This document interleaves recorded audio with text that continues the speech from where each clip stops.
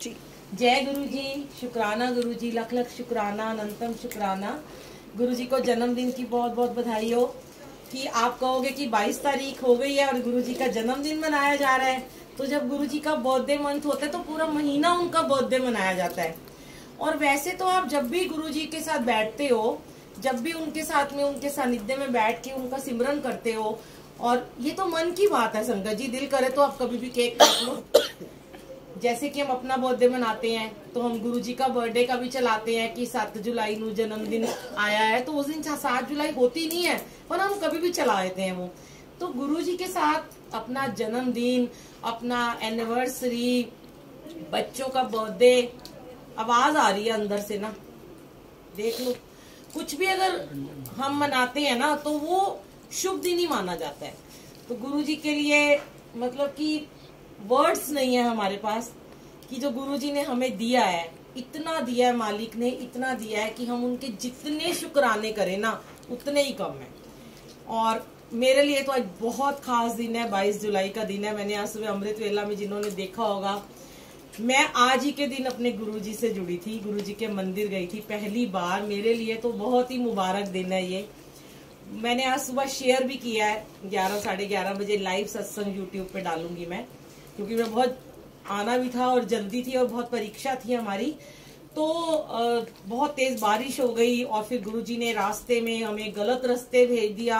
हम 1 बजे के निकले हैं, हम गाजियाबाद, लाल कुआं, पता नहीं हम कहाँ कहाँ पहुंच गए। तो बहुत परीक्षा लेते हैं। तो मैं सुबह ही कह रही थी गुरुजी आप शुरू दिन से ही मेरी परीक्षा लेते हो, और जबकि आंटी के घर हम हर महीने आते हैं, आराम से हम आ भी जाते हैं, पर आज गुरुजी ने कुछ टफ परीक्षा लेनी होगी ना मेरी भी, तो इसीलिए उन्होंने ली। और बहुत ही वो सुंदर दिन है कि गुरुजी ने अपने से जोड़ा इस निमानी को, हम जैसे पापियों को। हमारे सारे पापों से हमें मुक्त कर देते हैं गुरुजी जब भी हम अपने गुरु के सानिध्य में। कहते हैं गुरु बिना ज्ञान नहीं होता। मैं कभी भी किसी गुरु को नहीं मानती थी संगत जी, कभी नहीं मानती थी मैं, क्योंकि मैं शुरू से श्री गुरु ग्रंथ साहब जी को मानती हूँ। मेरे घर बाबा जी की भीड़ है और हमेशा से मैं मंगला साहब जाती रही हूँ। पर जब वक्त आता है आपको गुरु से मिलने का, गुरु स्वयं लीला रचते हैं आपको बुलाने की। तो मुझे भी ऐसे ही, मैंने आज बहुत उसको ब्रीफ में मैंने उसको दोबारा शेयर किया। हर साल गुरुजी मुझसे मेरी जर्नी शेयर कराते हैं, पर मैं अभी इतना टाइम नहीं है तो मैं शॉर्ट में आपको बताती हूँ कि जब मेरा वक्त आया था गुरुजी से जुड़ने का, मैं उन दिनों बहुत परेशानियों में थी, बहुत ज्यादा मेरे को प्रॉब्लम्स थी।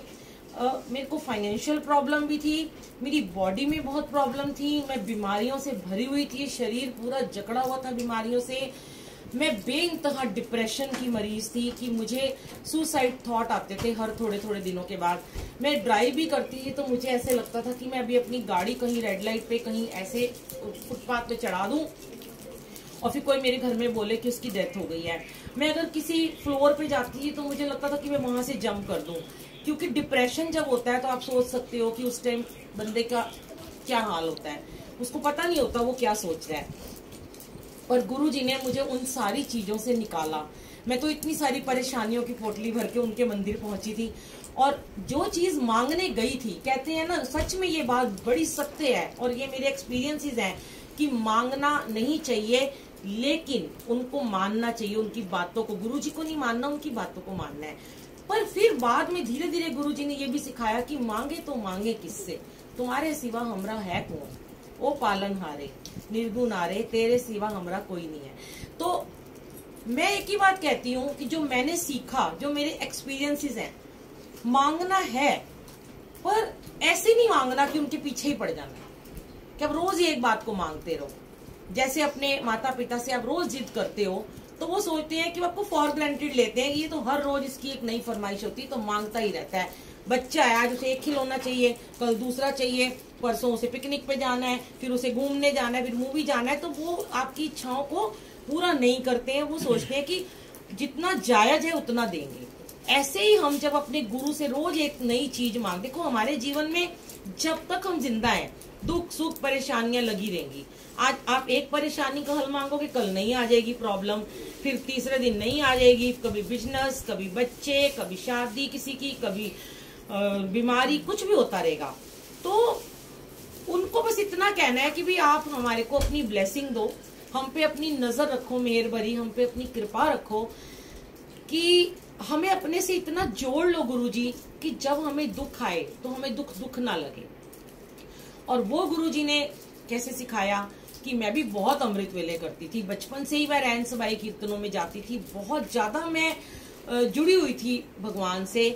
लेकिन जो अध्यात्म का ज्ञान होता है, जो स्पिरिचुअलिटी की एक सीमा पार कर जाते हैं, वो हमें सिर्फ गुरुजी से जुड़ने के बाद पता चला कि यहाँ पे तो इन चीजों का कोई काम ही नहीं है। हम ग्रंथ पढ़ते रहते हैं, जपते रहते हैं। मैं 5 बानियों का सुबह उठ के पाठ करती थी, जपजी साहब, जाप साहब, सुखमनी साहब, और बहुत सारे शाम को रहरास साहब, चौपाई साहब, कोई पाठ नहीं छोड़ती। 2:30 बजे उठ के मैं अमृत वेले में लोगों के साथ जाती होती थी रैन सबाई में। पर मेरे मन को कभी भी शांति नहीं थी और मैं इतनी बीमार रहती थी। मैं ये नहीं कहती कि मेरी गुरु नानक देव जी ने इच्छा नहीं पूरी की, हर इच्छा उन्होंने मेरी पूरी की, मेरे पिता हैं वो। लेकिन भटका हुआ मन था, वो है ना, बड़ा प्यारा है। रोज हर बार सत्संग में सोचती हूँ चलाऊं, अपने घर तो चला लेती हूँ, पर पता नहीं कहीं जाके हिम्मत नहीं होती है। बड़ी प्यारी 2 पंक्तियां, बड़ा पुराना आपने सुना होगा। जैसे सूरज की गर्मी से तपते हुए तन को मिल जाए तरवर की छाया, ऐसा ही सुख मैंने आगे आप बोल मिला है मैं जब से शरण तेरी आया मेरे राम। वो राम, वो कृष्ण, वो गुरुजी सब यही है। जब इनकी शरण में आ गए तो इस तपते हुए भटके हुए मन को एक आराम मिला। और फिर गुरुजी ने सिखाया, धीरे धीरे मन में भाव डाले, सत्संग में जाना शुरू किया, लोगों के सत्संग सुने, तो समझ में आया कि फ्रेंड भट का तो कोई काम ही नहीं होता यहाँ पे। नो वहम, कोई जरूरत नहीं है इतनी सारी बानियां और ग्रंथ बैठ के पढ़े। कुछ समझ नहीं आता था। ऐसे सुखमनी साहब का गुटखा हाथ में होता था और ड्राइव कर रही होती थी और सर ढका होता था, अभी गाड़ी लगी और अभी पढ़ रही हूँ, अभी गाड़ी लगी पढ़ रही हूँ, पूरा नहीं होता था पाठ। फिर वहमों में पड़ी रहती थी, आज मेरे साथ बहुत बुरा हो जाएगा। देखिए यहाँ पर ये मेरा कहने का मतलब है कि जैसा आपका भाव होता है ना, वही आपके साथ हो भी जाता है। कहते हैं ना, जैसा अन्न वैसा मन, जैसा पानी वैसी वाणी। जो अन्न को आप सोच के खाओगे ना कि मेरे साथ बुरा हो रहा है, मेरे घर में नेगेटिविटी है, मेरे साथ ये आज गलत होने वाला है, हाय कुछ हो ना जाए, हाय मेरे हस्बैंड काम पे गए हैं, हाय कुछ बुरा ना हो जाए, वो अन्न को पकाते समय वो थॉट्स जब आप डालते हो वैसे ही हो जाते हैं, गलत ही हो जाता है। पानी पीते हो, पानी पीते पीते भी ये सोचते रहो कि टेंशन लगी हुई है यहाँ पे, माइंड में बहुत स्ट्रेस है, तो वो पानी में सारा स्ट्रेस चला जाएगा। लेकिन जब हमने अपने गुरुजी ने हमारे थॉट्स ही सारे चेंज कर दिए कि वहम में नहीं पढ़ना, पाठ नहीं हुआ तो क्या हो गया। और वाणी में भी लिखा है, रिंकू वीर जी भी यही बात कहते हैं कि चाहे तुम एक अष्टपदी पढ़ो, पर ऐसे पढ़ो कि तुम्हारे अंदर वो रच बस जाए। फिर धीरे धीरे मुझे समझ में आया कि मैं 1.5 घंटे का पाठ करती हूँ, मेरे तो पल्ले कुछ नहीं पड़ता, बस मैं पढ़ती चली जाती हूँ और मेरे काम तब भी पूरे नहीं, और मैं परेशान हूँ, डिप्रेशन है, बीमार हूँ, बॉडी में पेन है, माइग्रेन है, सारे बदन में दर्द है, इंजेक्शन लगवा रही हूँ, मेरा हो क्या रहा है। तब उन्होंने ये जब डाले थॉट्स मेरे मन में, तो बस मुझे एक छोटा सा वाहिगुरु वाहिगुरु सिमरन तो मैं शुरू से करती थी, और एक ओंकार का मूल मंत्र भी हम करते थे। लेकिन जब हमने गुरुजी का मंत्र जाप स्टार्ट किया और फिर गुरुजी ने हमें एकदम अपने अंदर ऐसे करके समेट लिया कि सब कुछ इसी में है। जपजी साहब की पहली पौड़ी में सारा सार है। मैं ये नहीं कहती जो पाठ करते हैं वो गलत है, उन्हें करना चाहिए, कभी भी मैं ये नहीं कहूंगी आप पाठ मत करो, लेकिन पाठ को इतना करो कि आपके ध्यान लगे। अगर आपका ध्यान एक पौड़ी में भी लग गया ना, आपको कहते हैं एक शब्द को अगर आप पूरा दिन सुनो, एक ही शब्द पूरा दिन सुनते रहो, आपके यहाँ पे बैठ जाएगा। आपको सपने भी उसके आने शुरू हो जाएंगे, आप सोचोगे भी उसके बारे में। ये जरूरी नहीं है कि सारा दिन शब्द सुनने हैं और बड़े सारे लोगों की गुरबानियां सुननी है और बड़े सारे लोगों के सत्संग सुनने हैं, पल्ले कुछ पढ़ नहीं रहा। एक सत्संग को सुनो, किसी का भी सुन लो जो आपको अच्छा लगता हो, उसके भाव को समझो, उसके भाव की गहराई में डूब जाओ, फिर आपको समझ में आएगा कि हमारी जिंदगी तो ऐसे ही निकल गई थी। बहुत जन्म बिछड़े थे माधो, ये जन्म तुम्हारे लेखे। ये क्या था, क्या हम कर रहे थे। अब मेरे गुरुजी ने सब कुछ मेरा फिनिश करा दिया और आज की डेट में अमृत वेले में जब मैं सुबह लाइव चलाती हूँ तो सबसे पहले जपजी साहब का पाठ चलता है, एक ओंकार की पहली पौड़ी, 2 शब्द चलते हैं और मंत्र जाप चलता है 108 टाइम वाला 20 मिनट का। पूरा 1 घंटे में हमारा खत्म हो जाता है, क्योंकि सबको स्कूल जाना होता है, जो लाइव जुड़े होते हैं, बच्चे हैं, ऑफिस है। संडे हम 2 घंटे का करते हैं। सुखमनी साहिब जी का पाठ मैं अब नहीं कर पाती हूँ। जब मेरे गुरुजी करवाते हैं उन दिनों हम चिलिया भी कर लेते हैं, लाइव भी चलाते हैं, हफ्ते में 1 दिन भी कर लेते हैं, जैसे वो कराते हैं। पर अब मेरे मन से वहम हट गए।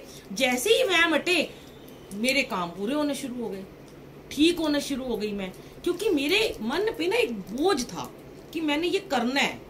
अब वो जब आप कोई भी चीज बोझ लेके करोगे ना, कोई भी पाठ, कोई भी सत्संग, कोई भी सिमरन, आप मन पे बोझ रख के करोगे ना, आपको कभी फलेगा नहीं। वो बड़े गुरुजी कहते हैं, बड़े भोले भाव से तुम मुझे ध्यान लो, तुम मुझे 2 बार मंत्र जाप करके भी बना सकते हो। पर हाँ, यहाँ मैं एक बात और क्लियर करती हूँ कि बहुत पुरानी संगतें भी ये कहती हैं कि 2 बार मंत्र जाप करने से भी काम हो जाता है। गुरुजी कहंदे सी। यहाँ मैंने YouTube पे एक सत्संग डाला था, ये मेरा भाव था, आप समझने की कोशिश करना, क्योंकि मैं अपने एक्सपीरियंस शेयर करती हूँ, मैं लोगों की नहीं करती हूँ। मेरे मन में गुरुजी ने ये थॉट डाला था कि उस समय जो थे, मेरे टाइम में जो संगतें थी, थोड़े में गुजारा कर लेते थे। आप खुद सोचो, आपके माता पिता बुजुर्ग जो थे, एक घर में 5 बच्चे पल गए हैं, एक बंदा नौकरी करता है, सारे खुशी हो खुशी खा रहे हैं, देसी घी खा रहे हैं, लस्सियां पी रहे हैं और घूम रहे हैं इधर से उधर, कोई गाड़ियां नहीं, कोई कुछ नहीं, कोई इफ एंड बट नहीं, कुछ भी टेंशन नहीं है, और जी रहे हैं, खुशी खुशी जी रहे हैं। तो पेशेंस थी, तसल्ली थी, बेफिक्री थी। तो तुम 2 घड़ी मंत्र जाप करके भी तुम्हारे में कर्म कटवा रहा था। आज तुम्हारे पे इतनी टेंशन है भैया, काम भी करना है, पैसे भी कमाने हैं, ज्यादा कमाने हैं, हर कमरे में एसी भी चाहिए, हर 3 बंदे हैं तो 3 गाड़ियां भी घर में चाहिए। पहले ऐसा होता था क्या? तो जितना तुम्हारी सुविधाएं बढ़ रही हैं उतना तुम्हारा स्ट्रेस बढ़ रहा है। अब जब तुम्हारा स्ट्रेस बढ़ रहा है बॉडी में, तो उस स्ट्रेस को कम करने के लिए तुम्हें अपने जाप को बढ़ाना पड़ेगा। ये आइडिया जब मुझे गुरुजी ने दिया तो मुझे समझ में आया कि सच बोल रहे हैं गुरुजी। तो ये आइडिया गुरुजी को उन्होंने उस समय संगतों को दिया हुआ कि 2 बार मंत्र जाप करो, 5 मिनट करो, तुम तर जाओगे, क्योंकि वो बड़े खुश थे। आज खुश नहीं है कोई भी, ना खुश है सब।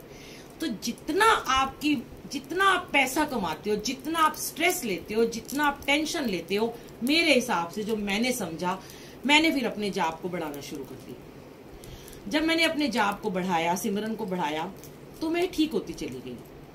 आज मैं भी बोलूं कि नहीं, हाँ मैं तो बहुत सेवा करती हूँ, मैं तो सत्संग में जाती हूँ, मैं तो रोज सेवा में जाती हूँ। मैं क्यों करूं भाई गुरुजी, मैं तो सारा दिन सेवा में रहती हूँ, 1 बजे की निकली हूँ, रात को 9 बजे घर जाऊंगी। क्या हो गया अगर मैंने 5 मिनट मंत्र जाप कर लिया? आप मुझे क्यों नहीं ब्लेस करते हो? मैं भी तो ऐसे शिकायत कर सकती हूँ। क्यों? मैं तो बहुत सेवा में रहती हूँ, ये भी तो सेवा है, ये भी तो हम काम कर रहे हैं, सेवा ही कर रहे हैं। पर नहीं, गुरुजी ने कहा इस सेवा से तेरे मैं कर्म अलग से काट रहा हूँ, पर जो तेरी प्रारब्ध के कर्म है वो भी कटने और बाकी हैं। तो तू अपने जाप को, अपने सिमरन को बढ़ा, जिससे मैं तेरी बॉडी की सारी प्रॉब्लम्स ठीक कर रहा हूँ। तेरे घर को मैं कहां से कहां लेके जा रहा हूँ, तेरे बच्चों को मैं कहां से कहां लेके जा रहा हूँ। तब गुरुजी ने आज की डेट में भी सवेरे रोज अमृत वेले में 4 बजे उठा देते हैं। चाहे हमें कहीं भी जाना हो, दिल्ली से बाहर भी जाना हो, पर हम अमृत वेला करके ही जाते हैं। 5 से 6 मेरा नियम है, चाहे मैं रात के जगराते से आऊं, चाहे मैं पूरी रात ना सोऊं। एक नियम बना लो आप। मैं कहती हूँ 15 मिनट के नियम से शुरू करो, आदत डालो, बच्चों को आदत डालो। आप देखना, जो भी हमें नहीं पता होता हमने 84 लाख क्या भोग किया है इस दुनिया में, हम कैसे उनके साथ अपने कर्मों को आए कटवा लें कि हमें साथ उनका मिले आने वाले जन्म में। क्योंकि मैंने ये गुरुजी को कहा है, अगला जन्म तो मुझे लेना नहीं है। अभी आपने सुना, जन्म जन्म का साथ है तुम्हारा हमारा, अगर ना मिलते तुम तो हम लेते जन्म दोबारा। तो मुझे तो जन्म लेना नहीं है, तो इसी जीवन में अब किसको मोक्ष चाहिए। अब 1-2 ऐसे लोग हैं जो बड़े नेगेटिव होते हैं, बुजुर्ग हैं, वो कहते हैं अच्छा तो तू मोक्ष लेने के लिए करती है। तो मैंने कहा सबको चाहिए मोक्ष, तो तू क्या समझती है तुझे ऐसे मोक्ष मिल जाएगा? तो मैं कहती हूँ जय गुरु जी, उनकी मर्जी है, मैं तो अपना रास्ता क्लियर करूँ ना। आप अपने बैकुंठ का रास्ता अपने मालिक से खुलवाने की कोशिश तो करो। और फिर लोग ये कहते हैं कि हम इतना सब कुछ करते हैं, काम करते हैं, ऑफिस जाते हैं, पूरा दिन थक के आते हैं। पहले मेरे अंकल भी ऐसे ही बोलते थे, तू करती है ना पूजा, कर ले, पहले मैं भी तो बिजनेस वूमेन थी, मेरे सारे काम गुरुजी ने बंद कराए। फिर मेरे अंकल को अमृत वेला में जब उठाना शुरू किया तो उनके थॉट्स चेंज हो गए। पहले वो यही कहते थे, हम काम करते हैं ना, तुम जाते हो ना भजन कीर्तन करते हो, तुम करो अमृत वेला, हमसे नहीं होता, हम नहीं उठ सकते। फिर धीरे धीरे जब उन्होंने मेरे सत्संग खुद अकेले बैठ के यूट्यूब पे सुनते थे, जब मैं सत्संग से घर जाती, मुझे टीवी में मेरा सत्संग लगा के बैठे हुए हैं, तो मैं कहती आप मेरा सत्संग सुन रहे थे? हाँ, वो चल गया था या चलाया था, आपने सुना। तो उनको समझ में आया कि अपने अपने कर्म जो है वो हमें खुद ही कटाने हैं।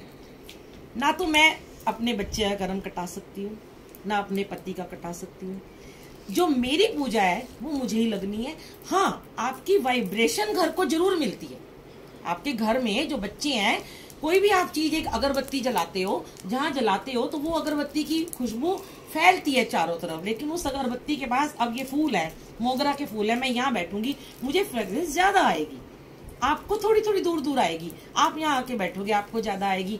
तो वो खुशबू जो है वो हमारे अंदर जो है, वो हमारे सिमरन से जो हमारे अंदर आती है ना, वो हमें ज्यादा मिलती है, दूसरे को थोड़ी कम मिलती है। तो जब हर कोई ये सीख जाएगा कि मेरे घर में सबको अपने अपने कर्म कटवाने के लिए अलग अलग पूजा करनी जरूरी है, तो सोचो कि वो घर कितना पावन और कितना पवित्र बन जाएगा, कि जिसमें हर घर का प्राणी, हर घर की दिशाएं, हर घर के कमरे में जाप हो रहा है, सिमरन हो रहा है, तो कितना सात्विक माहौल हो जाएगा। और फिर हम नहीं कहेंगे कि कल युग है, फिर हम कहेंगे ये सतयुग है। और हमारे गुरुजी हमें साक्षात जीते जी इसी जन्म में, इसी 2007 में गुरुजी का जन्म जो हुआ, वो हम कितने भाग्यशाली हैं कि गुरुजी हमें मिल गए, भगवान। अब हम कह सकते हैं कि हमने भगवान को देखा है, तो भगवान को देखा है ना, तो भगवान की बात भी मानो। इफ एंड बट में मत जाओ। कोई कहता है नहीं करना अमृत वेला, कोई कहता है मत करो, मैं कहती हूँ।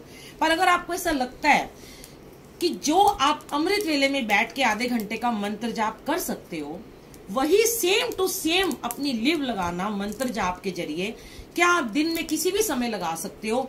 तो लगा के देख लो, आप लगा ही नहीं पाओगे। कभी घंटी बज जाएगी, कभी बच्चा बुला लेगा, कभी फोन आ जाएगा, क्योंकि वो पूरा दिन जो है ना वो दुनियादारी है, और सुबह के वक्त है दुनियादारी से में काट देता है।